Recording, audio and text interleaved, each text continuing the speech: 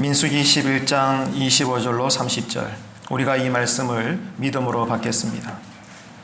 여호와께서 구름 가운데 강림하사 모세에게 말씀하시고 그에게 임한 영을 70 장로에게도 임하게 하시니 영이 임하신 때에 그들이 예언을 하다가 다시는 하지 아니하였더라. 그 기명된 자 중 엘다시라 하는 자와 메다시라 하는 자 두 사람이 진영에 머물고 장막에 나아가지 아니하였으나 그들에게도 영이 임하였으므로 진영에서 예언한지라. 한 소년이 달려와서 모세에게 전하여 이르되 엘닷과 메닷이 진중에서 예언하나이다 하매 택한 자 중 한 사람 곧 모세를 섬기는 눈의 아들 여호수아가 말하여 이르되 내 주 모세여, 그들을 말리소서. 모세가 그에게 이르되 내가 나를 두고 시기하느냐? 여호와께서 그의 영을 그의 모든 백성에게 주사 다 선지자가 되게 하시기를 원하노라. 모세와 이스라엘 장로들이 진중으로 돌아왔더라. 우리 좌우로 보시면서 축복합시다. 말씀의 은혜가 크시기를 바랍니다. 아멘. 하나님의 영을 받은 신앙은 어떻게 살까? 이런 제목으로 말씀을 함께 나누도록 하겠습니다. 가끔 이런 질문을 하거나 듣게 되죠. 행복하시냐고요? 어떠십니까? 행복하십니까, 다들? 어떠세요? 어떻게 하면 행복할 수가 있을까요? 기본적으로는 우리가 살아가면서 이러한저런 만족감을 누릴 때 나는 행복하다, 그런 느낌을 가지죠. 그런데 문제가 있더라고요. 우리가 살아가는 이 현실이 녹록치 않아서 우리에게 쉽게 삶의 만족감을 주지는 않는다는 것입니다. 그래서 사람들은 채워지지 않는 이 만족감을 무언가 다른 것으로 채워보려고 애를 많이 쓰죠. 그렇게라도 해야 행복할 것이라고 여기기 때문입니다. 다른 사람의 성공으로부터 대신 얻으려는 만족을 국어사전에서는 대리만족이라고 합니다. 다시 말해서 내가 원하는 것이 있어요. 살아가면서 여기저기에. 그런데 내 스스로 그것을 이룰 수 있는 힘이 없는 겁니다. 그래서 남을 통해서, 다른 사람을 통해서 만족을 얻고자 하는 것이 대리만족이다, 그 말씀입니다. 그러니까 이 대리만족은 기본적으로 부정적인 이미지를 가지고 있는 단어죠. 가장 대표적인 대리만족의 폐해가 있다면 어떤 것이 있을까요? 부모의 대리만족입니다. 부모가 한평생 살아오면서 누리지 못하고 이루지 못한 것들이 이미 마음속에 쓴뿌리가 되고 원통함이 되어 있어요. 그런데 이것을 어떻게 풀어내는가 하면 그 대상이 자식들입니다. 비록 부모님께서 자식을 낳으셨지만 이 자식도 하나의 인격체고 그 인생을 주도적으로 살아야 될 그러한 존재들인데 자식들 나름대로의 꿈이 있고 소원이 있고 비전이 있는데 자식이 원하는 것과는 상관이 없이 부모라는 이유로 강제적으로 자식을 통해서 그동안 내가 이루지 못했던 꿈을 이루어 보려고 대리만족을 누리려는 부모들의 욕심이 현 시대에 얼마나 많은지 모릅니다. 여러분들은 어떻습니까? 참 어리석고 비참한 것이죠. 사랑하는 자식이 부모의 욕심을 채워주는 수단이 되어버리는 것은 절대로 부모가 할 일이 아닌 것입니다. 그런데 이것은 신앙생활에서도 마찬가지라는 거예요. 기독교 신앙이 뭘까요? 그것은 맛보아 아는 것입니다. 신앙은 믿음의 삶이거든요.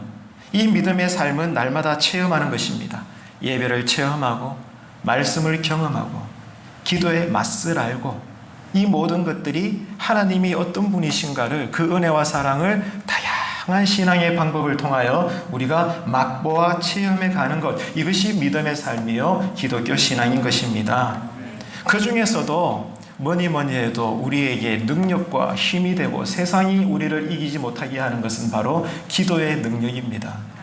이 기도의 능력을 체험하는 것이 우리 신앙생활에서 얼마나 중요한 것인가에 대해서는 기본적인 성도라면, 정상적인 그리스도인들이라면 누구나 다 아는 사실이죠.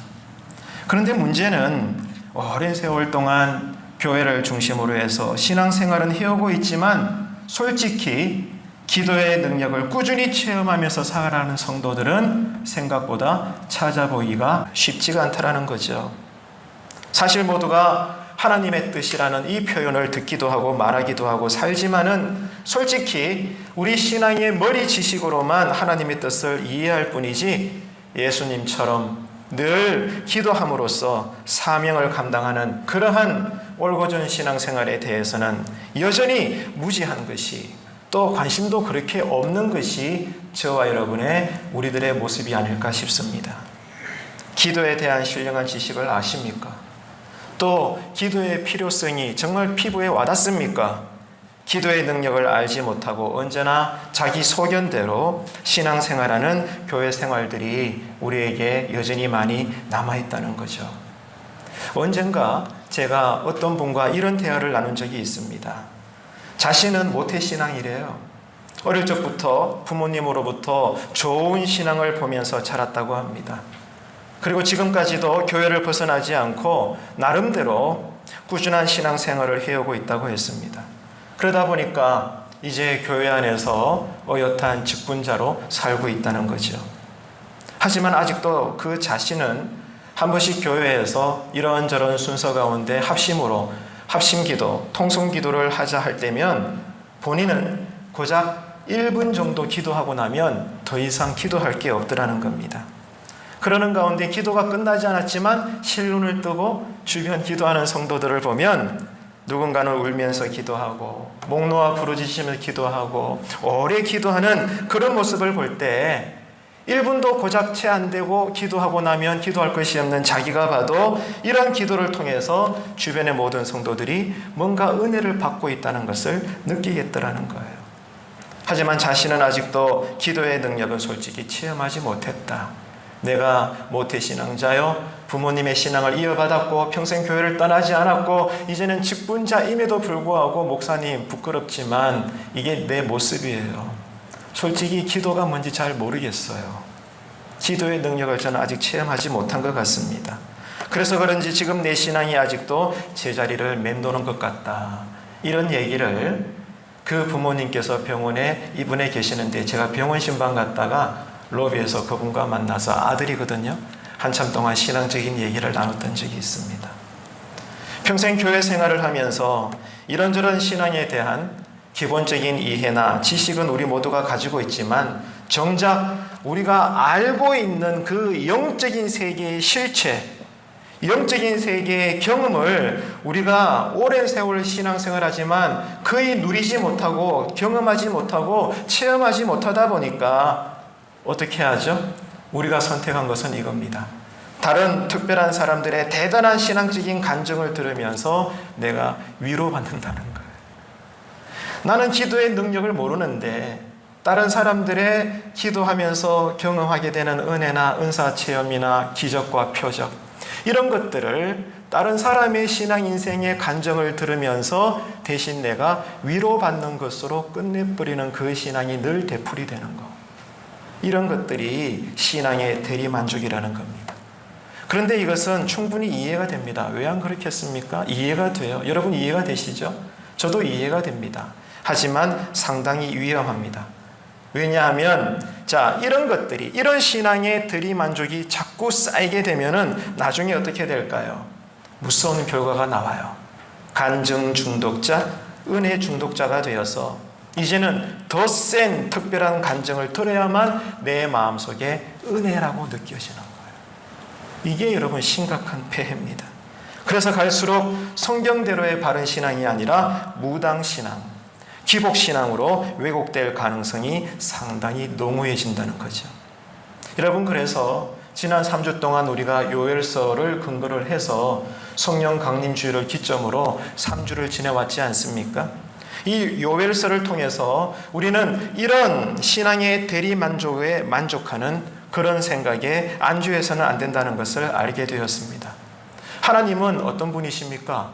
또 어떤 일을 하십니까? 요엘서 예언을 읽어봐도, 성경 어디를 읽어봐도 동일하죠. 하나님은 모든 사람에게, 따라합시다, 모든 사람에게 하나님의 영을 부어주시는 줄로 믿으시기를 바랍니다. 모든 사람에게 따지지 않고 묻지 않아요. 그래서 이제 하나님의 영을 받은 사람들은 다른 특별한 사람들이 받은 은혜의 체험의 그 간증을 듣거나 어떤 특별한 능력을 받은 사람들이 신앙을 해석하는 것을 통해서 하나님의 뜻을 깨닫게 되는 것이 아닙니다.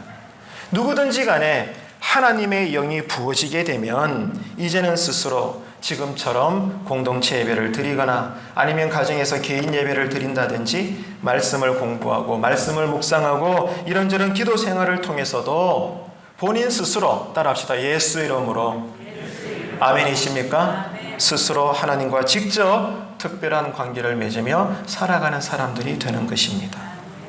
이것은 그 옛날 모세가 모든 이스라엘 백성들이 이제는 더 이상 모세 자신의 중재 없이도 하나님과 직접 만날 수 있기를 기대했던 것이 장차 성령님이 강림하시면 실제로 이것이 이루어질 것임을 요엘 성경이 예언했던 이 성령 강림의 참된 의미와도 부합되는 것입니다. 그래서 여러분 오늘 본문 중 한 구절을 다시 한번 읽어봅시다. 민수기 11장 29절입니다.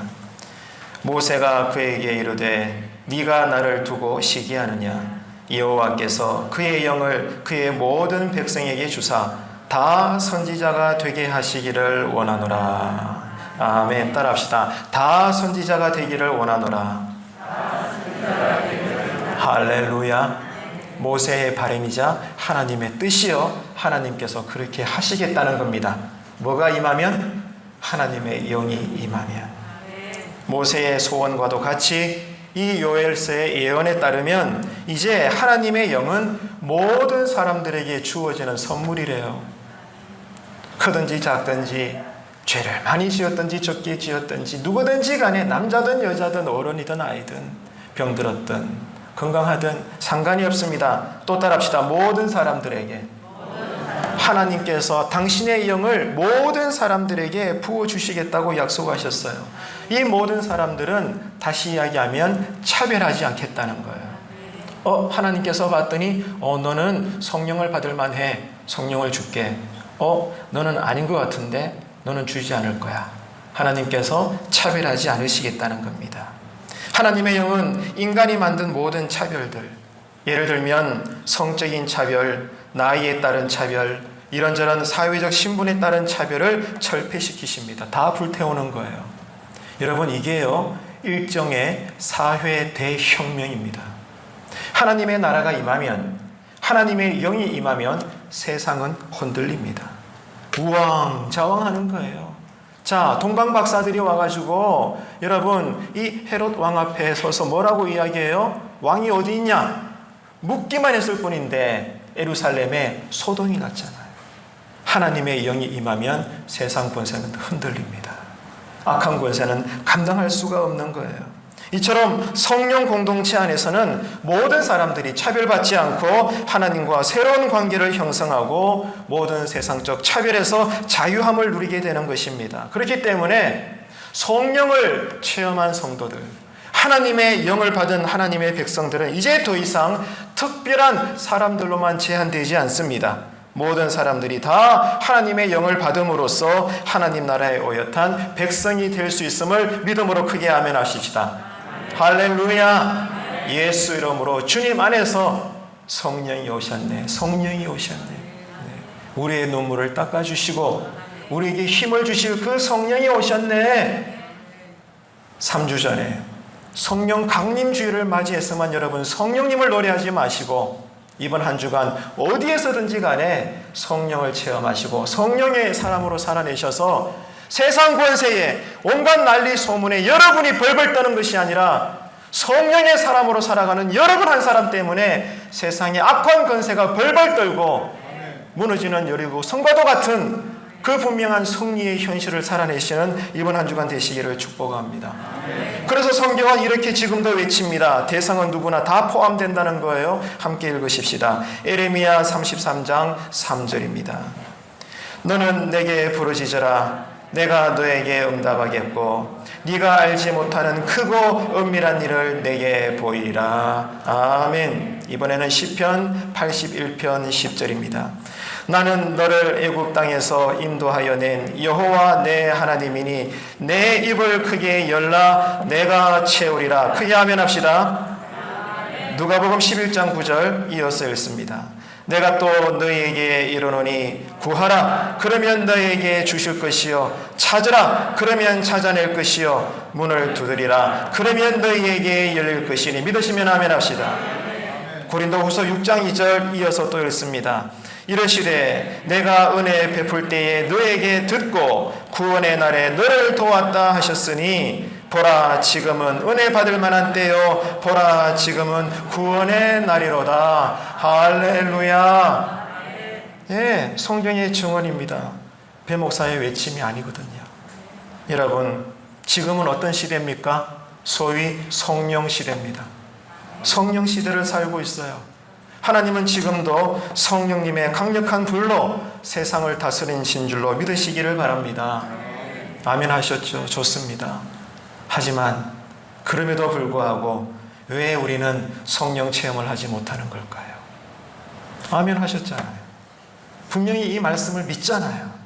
그런데 정작 내 삶의 현실에는 나의 심령 안에는 왜 성령 체험이 가득하지 못하는 걸까?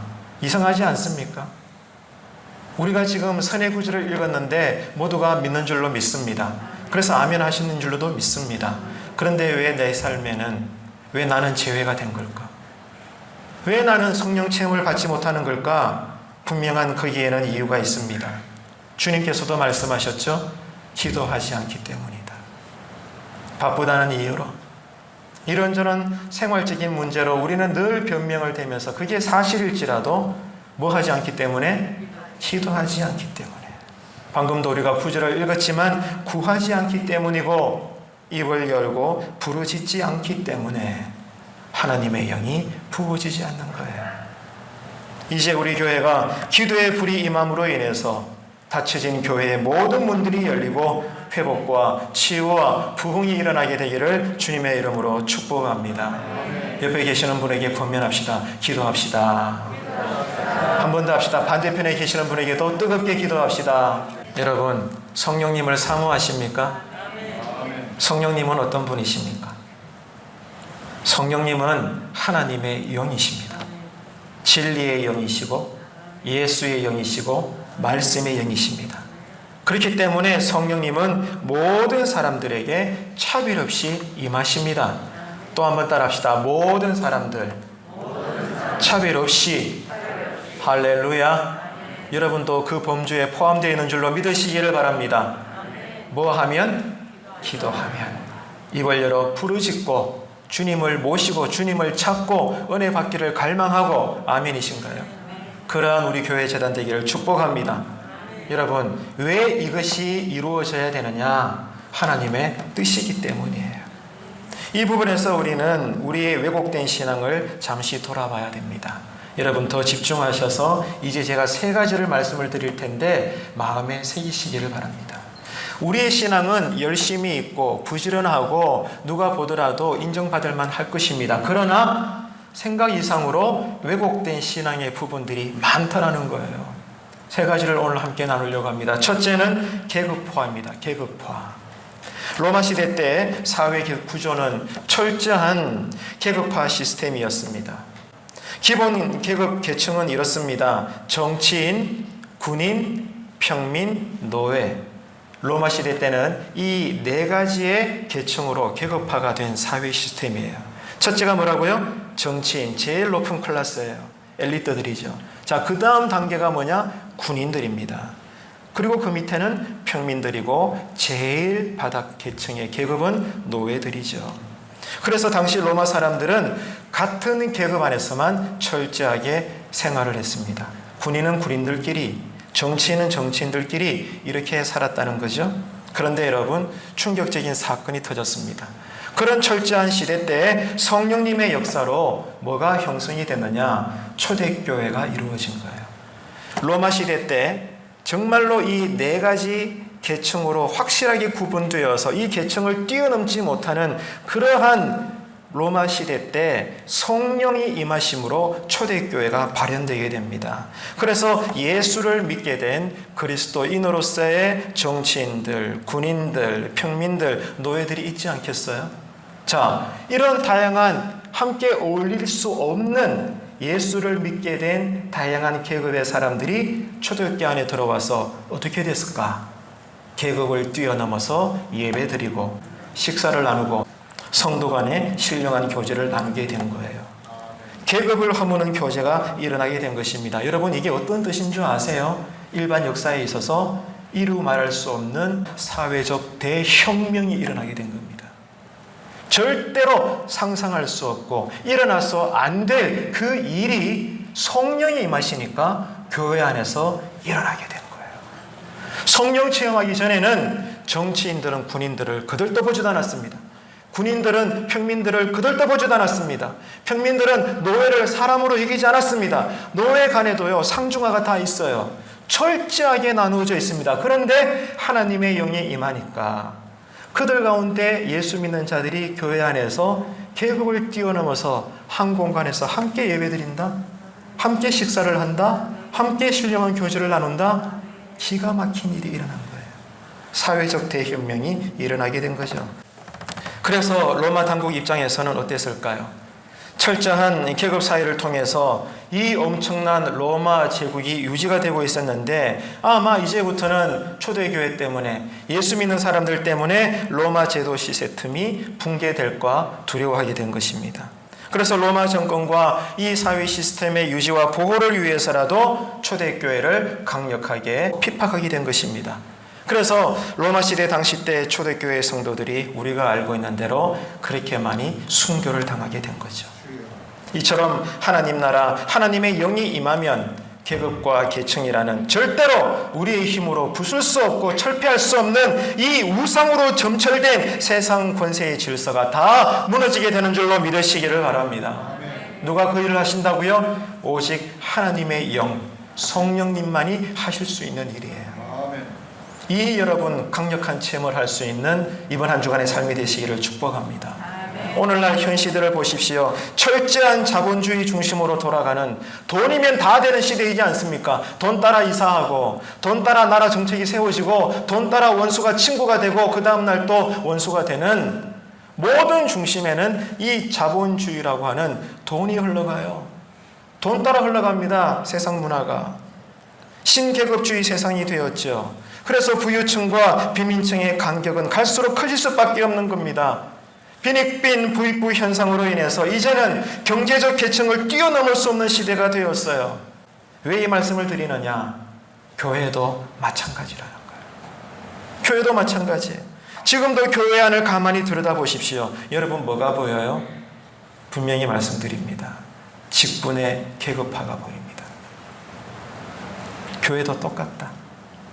교회 박사에만 그런 것이 아니라 교회 안에도 직분이 계급화가 되었어요. 어느 교회나, 우리 교회도 예외가 아닙니다. 정도의 차이일 뿐이지. 교회 생활을 오래 열심히 하면 당연히 때가 되었을 때 그 대가로 어떻게 될까? 당연히 장로가 되어야 된다고 생각합니다. 이게 여러분 이미 우리 신앙이 왜곡된 직분의 계급화입니다. 그리고 안수 집사님은 어떨까요? 어떤 의미예요? 장로가 되기 위한 징검다리다. 이게 지금 우리 신앙의 뿌리로 내려가고 있습니다. 그래서 교회 안에서 직분 이름의 차이로 인해서 평생 누군가는 우월감으로 교회 생활하고 평생 누군가는 열등감에 빠져서 마음의 상처를 입고 있습니다. 뭐 때문에? 직분 이름 때문에. 지금 이게 우리 교회의 현실입니다. 이런 교회 안에 존재하는 계급화 인식 때문에 특별히 많은 성도님들의 의식 속에는 이게 있습니다. 담임 목사님의 영빨을 우상화하는 거예요. 기도도 담임 목사가 하면 다르다. 예배 인도도 담임 목사가 예배 진행하면 다르다. 뭐 이렇게 느낀다는 거죠. 여러분 마음속에 그러한 인식은 없습니까? 담임 목사는 한 명인데 모든 성도님들은 수십 명, 수백 명, 대형 교회는 수천 명, 초대형 교회는 수만 명에 이릅니다. 그래서 담임 목사는 전체 성도님들의 목회자이지만 모두를 만나드리면서 모든 성도님들 마음에 모두 흡족할 수 있도록 목회적 서비스를 해줄 수 있는 것은 100% 불가능합니다. 그렇죠? 그래서 여러분, 교회의 규모에 맞게 교회에서는 어떻게 합니까? 부교육자님들을 모시는 겁니다. 그래서 상황 따라 신방이나 기도를 부교육자님들께서 자체적으로도 감당을 하는 거죠. 그런데 문제가 있습니다. 여기에 대해서 성도님들의 입장이 다르다는 거예요. 분명히 이제는 목사 한 사람이 일당백으로 목회를 할 수 있는 시대는 지나갔습니다. 작은 교회든 큰 교회든 저 혼자 감당할 수 없어요. 그렇기 때문에 교회 형편에 맞게 한 명이든 5명이든 10명이든 부교육자님들을 모시는데 그게 문제가 되는 것은 아닌데 여러분도 동의를 하시는데 그러나 문제는 성도님들의 입장이 다르다는 거예요. 한 가지 예를 들면 담임 목사가 찾아와서 여러분 가정에 들어가 기도해주면 은혜를 받습니다. 흡족해야 합니다. 그런데 부교육자만 오셔서 기도해주면 표는 안 내지만 마음속에 뭘 느껴요? 섭섭한 마음을 가지게 되는 거예요. 이게 여러분 직분에 계급합니다. 충분히 이해할 수 있지만은 이제는 이런 여러분 왜곡된 섭섭병에서 해방되어지고 벗어나는 성숙한 우리 교회가 되기를 주님의 이름으로 축복합니다. 성경적으로 제가 말씀드릴까요? 성경에 보면 모세 시대 때도 초반에는 모세가 모든 백성들을 다 지도했습니다. 하지만 갈수록 이게 힘들어지게 되는 거예요. 모세 혼자 감당이 안 되는 겁니다. 그래서 여러분 어떻게 했습니까? 하나님께서 지혜를 주셔서 이드로의 제안을 모세가 받아들여서 어떤 제도가 생겨났죠? 천부장, 백부장, 50부장, 10부장 제도가 만들어졌죠. 구약시대만 그런 게 아니에요. 신약에 넘어와서 초대교회 때도 계속 교회가 부흥하니까 처음 조그만 할 때는 사도들만 해도 교회 관리가 쉬웠습니다.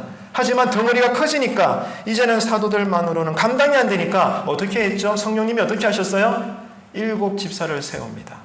그래서 교회 생활의 실무를 담당시키고 사도들은 제한시켜요. 어떻게? 오직 말씀과 기도에 전무할 수 있도록. 이게 하나님의 방법이었습니다. 무슨 말입니까? 지금 이 시대는 더 그렇지만 아무리 능력이 탁월해도 아무리 담임 목사일지라도 한 사람이 교회 공동체 전체를 섬길 수는 없다. 이것이 우리의 한계점이라는 겁니다. 그래서 신앙적으로 말하자면 담임 목사냐 부교육자냐 지도자가 누구냐가 중요한 것이 아니라 잘 들으셔야 해요.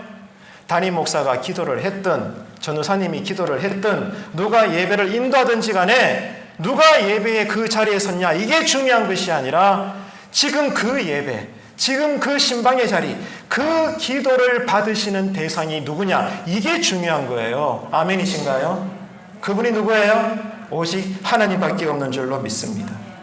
여러분 그렇기 때문에 담임 목사의 기도 효력이나 부교역자들의 기도 효력이 직분적으로 다르지 않다는 거예요. 이제 성도님들은 이 점을 분명히 인식하시고 직분을 계급하지 마시기를 바랍니다. 진리 안에서 바른 자유함을 누리는 성경대로 따라합시다. 성경대로 성숙한 우리 교회 생활 되시기를 주님의 이름으로 축복합니다. 두 번째는요. 직통계시예요. 한번 따라합시다. 직통계시. 자, 성령님께서 우리에게 선물을 주시거든요. 그게 뭘까요? 은혜를 주시고 각종 은사를 주십니다. 얼마나 귀한 것인지 몰라요. 그러나 여러분, 조금만 이것을 잘못 건드리게 되고 잘못 추구하게 되면 어떻게 되느냐? 교회의 질서는 한순간에 무너집니다. 성령님이 우리에게 능력을 주셔요. 은사를 주십니다. 달란트를 주십니다. 은혜를 주십니다. 여러분 그것을 사모하시고 갈망하시기를 축원합니다. 그런데 잘못 추구하게 되면 교회가 무너지게 되는 거예요. 질서가 깨지니까. 은혜 받기 전에는 몰라서라도 조용하고 겸손했는데 기도원 다녀와서 개인적으로 은사 체험한 후에는 그 사람 태도가 돌변하네. 거칠어지고 교만해져서 교회를 판단하고 목사를 판단하고 장로님 성도님들의 신앙을 혼자 다 판단하고 정죄해왔던 지난 과거 여러 교회의 모습들을 우리가 지금까지 많이 봐왔지 않습니까? 저도 어릴 적부터 많이 봐왔거든요. 여러분도 그럴 겁니다. 하나님의 영이 모든 육체 모든 사람들에게 차별 없이 부어졌다는 것은 은혜와 은사를 받은 자가 함부로 교회를 말하고 성도들을 판단하고 그렇게 하라고 우리에게 기름 부어주신 것이 아니라는 거예요, 여러분. 그런데 왜 한국교회 신앙은 지금도 은혜 받기 전에는 겸손했는데 왜 은혜 받고 나면 교만해집니까? 이게 여러분 왜곡된 신앙의 증거라는 거예요. 하나님은 누굴까요? 하나님은 질서의 하나님이십니다. 그리고 인격자이십니다. 그렇기 때문에 사도 바울은 이렇게 이야기했어요. 참 여러분, 저도 설교자이지만 이것을 다시 인용하기가 특별히 여성도님들에게는 좀 부담이 됩니다.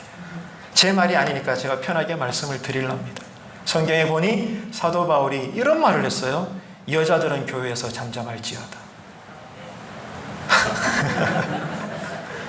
지금 사도 바울이, 천하의 사도 바울이 여자 성도님들을 무시하는 겁니까? 폄하하는 건가요? 그렇지가 않습니다. 하나님은 사람을 창조하실 때 처음부터 그렇게 지으셨어요. 남자보다 여자들에게 더 풍성한 감성을 주셨어요. 그래서 여러분, 저도 남자지만 남자들은 표정에 동요가 없어요. 좋아도 그 표정, 싫어도 그 표정, 행복해도 그 표정, 사랑해도 그 표정, 미워해도 그 표정. 남자니까. 근데 하나님은 여자들은 그렇게 짓지를 않으셨습니다. 감정 표현이 얼마나 뛰어난지 몰라요, 여자들은. 그래서 여성들이 기도하다가 은혜 받고 방언도 터지고 하니까 남자 성도님들은 은혜 받아도 그냥 묵묵하게 기도합니다, 돌멩이처럼. 그런데 여자 성도님들은 그렇지 않아요. 은혜를 받으면 감동과 이 감정 표현이 얼마나 드라마틱하고 풍성한지 함께 기도하는 교회 안에서도 이제 막 이게 절제가 잘 안 되는 거예요. 왜? 은혜 받은 게 너무 좋으니까. 방언을 주시니까 영어로 기도하는 게 너무 행복하거든. 그러니까 남자들은 그냥 묵묵히 기도하는데 이 여성들은 지어질 때부터 이 감성미가 뛰어나기 때문에 그냥 기도하지 못하는 거예요. 난리를 치는 겁니다. 그래서 여러분, 이게 안 좋은 결과가 나오는 거예요. 함께 기도하는 교회 안에서 절제가 되지 않고 불신자들이 보는 앞에서도 너무 격하게 기도하고 황홀이 쉽게 빠지다 보니까, 특별히 성경에 나와 있거든요. 불신자들이 볼 때 예수 믿는 사람들을 어떻게 보느냐. 저거 미쳤다. 저거 너무 지나치다. 저 예수쟁이들 저러면 안 돼. 저게 정성이요? 저게 뭐 종교야? 세상 사람들은 그렇게 본다고요. 그런데 성령이 강력하게 임하니까 이 감성이 뛰어난 여성들은 남자보다 더 잘 지어졌기 때문에 가만히 있지를 못하는 거예요. 막 쏟아내는 거야. 그 자체는 좋은데 문제가 뭐예요? 이게 질서가 흐트러지는 거지. 그러니까 사도 바울 그 시대 목사님이 말씀하신 거잖아요. 질서를 잡으려고. 여자들은 교회에서 잠잠할지어다. 근데 여러분, 잘 들어보세요. 사도 바울은요, 누구보다도 혼자 기도할 때는 황홀경에 빠져서 기도했던 사람이랍니다. 성경이 나오죠. 여러분, 사도 바울이 어떻게 기도했어요? 기도하다가 수시로 입신했던 사람이에요. 스스로 3층층 하늘까지 경험했던 사람. 사도 바울이 하나님의 영을 얼마나 강력하게 부음받았으면 수시로 기도할 때마다 입신했어요. 이게 놀라운 경험이거든요. 여러분, 그만큼 성령으로 충만했던 하나님의 종이었습니다. 그런데 그랬던 그가 교회 안에서 누구든지 간에 옆에 한 명이든 두 명이든 10명이든 공동체로 함께 예배드리고 함께 기도해야 할 때는 사도 바울은 어떻게 기도했느냐? 잠잠히 속으로만 기도했어요. 왜 그랬을까요? 다른 사람들의 기도에 방해를 주지 않으려고. 하나님이 누구시라고요? 따라합시다. 인격자이신 하나님. 이 거룩한 인격이 우리의 기도 생활 되시기를 축복합니다. 인격적으로 신앙생활을 해야 돼요. 다시 이야기해서 상대방의 입장을 공감할 수 있고 상대방의 신앙생활을 배려해 줄 수 있는 여러분의 예배 모습과 기도의 모습이 되기를 주님의 이름으로 축복합니다. 그래서 교회 안에서 개인 기도를 드리지만 한 장소에서 함께 기도하는 개인 기도 시간에는 옆에 사람이 들릴 만큼 또박또박 한국말로 기도하면 된다, 안 된다? 안 됩니다. 왜? 다른 사람 개인 기도하는데 방해가 되니까. 그리고 방언으로 기도할지라도 너무 격하게 큰 소리로 기도하면 된다, 안 된다? 안 된다는 거. 오해하지 마세요. 그런 기도가 잘못됐다는 것이 아니라 다른 사람들에게 배려가 되지 않기 때문에 하나님은 인격자로서 함께 개인 기도할 때는 옆에 사람이 거의 들리지 않게 조곤조곤하게 기도할 수 있는, 방언으로 기도하든 한국말로 기도하든 어떻든지 간에 내가 개인적으로 간절히 기도하는 것 때문에 누군가가 기도하는데 방해가 된다면 하나님 보시기에 성숙하지 못하다. 아멘이십니까? 우리 교회가 이렇게 성숙한 교회가 되시기를, 기도하는 주변 성도들을 배려하는 나의 개인 기도 생활이 되기를 주님의 이름으로 축복합니다. 축복합니다. 여러분, 성령님의 9가지 열매를 사모하십니까? 성령의 열매 9가지가 기록되어 있죠. 어떤 거죠? 사랑과 희락과 화평과 오래 참음과 자비와 양선과 충성과 절제. 이 9가지 성령의 열매가 성경에 기록되어 있는데, 자, 9가지 열매의 단어는 다 달라도요 공통점이 있어요. 뭘까요? 사랑, 희락, 화평, 오래 참음, 온유, 자비, 양성, 충성, 절제. 이 9가지 다양한 성령의 열매인데 똑같아. 근본적으로 뭐죠? 성품을 담고 있다는 거예요. 성품입니다. 그래요, 안 그래요? 모두가 다 성령님, 우리 하나님의 영의 성품을 담고 있다는 거예요. 그렇기 때문에 우리 교회가 언제나 서로를 배려하는 성숙한 신앙 공동체, 만민이 불편함이 없이 함께 자유롭게 기도할 수 있는 성경대로의 교회 생활 되기를 간절히 바랍니다. 자, 마지막 하나만 더 생각합시다. 하나님은 누구를 찾으실까요? 하나님은 누구를 더 강하게 바라보실까요? 예배드리는 장소가 아니라, 따라합시다. 하나님은 예배자를 찾으신다. 아멘이십니까? 예배 장소, 건물로 지어진 우리 교회의 이 건물을 찾으시는 것이 아니라 누구를 찾으신다고요? 다윗과도 같은 예배자를 찾으시는 거예요. 여러분, 그렇기 때문에 특별한 은혜를 받으려고 여기저기 머리를 기웃거리지 마십시오. 하나님은 어디에나 계십니다. 아멘이시죠? 그렇기 때문에 예배 장소를 찾지 않고 하나님은 예배자를 찾으시기 때문에 하나님은 바른 예배자에게, 오직 하나님만 바라보는 자에게 하나님의 영을 부어주십니다. 그런 여러분의 신앙의 자세가 되기를 축복합니다. 그래서 여러분 잘 들으셔야 합니다. 하나님 앞에서 진짜 신앙의 실력자가 누굴까요? 물리적으로 기도 많이 하는 사람? 아닙니다. 헌금 많이 하는 사람? 당연히 아니죠. 어떤 자가 하나님 앞에서 진짜 신앙의 실력자일까? 특별 대형 집회에서 은혜 받는 자의 모습이 아니라 평범한 동네 교회, 누구도 알아주지 않는 무명의 목사, 무명의 교회, 무명의 그 예배에서조차 심지어 울그락질그락 찢고 뽑고 갈등이 있는 교회일지라도 여전히 그 교회에서 은혜 받을 수 있는 자가 하나님 보시기에 신앙의 실력자요 신앙의 고수인 줄로 믿으시기를 바랍니다. 그렇기 때문에 여러분, 우리 교회 모든 성도님들은 이제 우리가 살아가는 우리 교회 생활에서부터 다양한 크고 작은 은혜를 체험할 수 있는 하나님 보시기에 큰 믿음의 거인들이 되시기를 주님의 이름으로 축복합니다. 말씀을 맺겠습니다. 성경은 분명히 정언합니다. 하나님의 영을 바르게 받으면 참으로 겸손해진다. 성령님은 따뜻하시니까. 왜냐하면 하나님의 뜻을 분명히 깨달았기 때문에 그래요. 여러분, 신앙 고백합시다. 교회의 주인이 누구예요? 담임 목사입니까? No. 당회입니까? No. 교회의 주인은 누구죠? 하나님이십니다. 교회의 일은 누가 하십니까? 하나님이 주도하시는 줄로 믿습니다. 그 하나님이 말 많고 탈 많은 교회지만 여전히 그 교회와 성도들을 얼마나 사랑하시는지 하나님의 영을 받은 자는 깨닫게 되는 거예요. 그래서 여러분, 죽을 때까지 이 말 많고 탈 많을지라도 예를 들면 여전히 내 사랑하는 교회를 붙잡고 주님의 은혜를 체험하는 거예요. 이런 신앙의 고수들이 되시기를 축복합니다.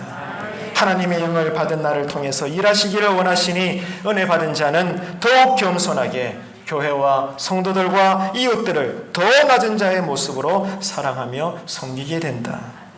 하나님의 영이 충만한 우리 모든 성도님들, 이런 우리 교회가 되기를 주님의 이름으로 축원합니다. 기도하시겠습니다. 차별당하지 않고 신앙을 맛보아 알게 하심으로 진리를 살아내게 하시는 하나님 아버지, 은혜를 감사드립니다. 이제 우리 교회 위에 기도의 힘과 능력, 그 깊이와 넓이와 높이와 크심을 모든 성도님들이 깊이 맛보며 살게 하여 주옵소서. 그래서 누구나 어디서든 어떤 상황에서도 내 생각보다 더 가까이 계셔서 우리 삶을 붙잡고 계시는 주님을 체험하게 하심으로 모든 사람들에게 진리를 간증하며 찬송케 하시옵소서. 성령님이 임하심으로 교회 안에서부터 분열과 분쟁, 사악한 계급화가 성령의 불로 소멸되게 하시고 늘 바른 은혜를 누림으로써 예수님처럼 겸손한 마음으로 나보다 남을 낮게 여기는 신앙 되게 하여 주옵소서. 또한 신앙의 절제를 통해서 다른 사람들을 깊이 배려하는 성숙한 교회 되게 하시고 예배 장소나 분위기가 아니라 나 스스로가 어떤 예배에서든지 간에 바른 예배자가 되게 하여 주옵소서. 이번 한 주간도 강하게 성령 체험하기를 원합니다. 늘 기도하게 하심으로 성령 충만 받기를 원합니다. 주여 우리에게 응답하여 주시옵소서. 감사드리며 예수님의 이름으로 기도드립니다. 아멘.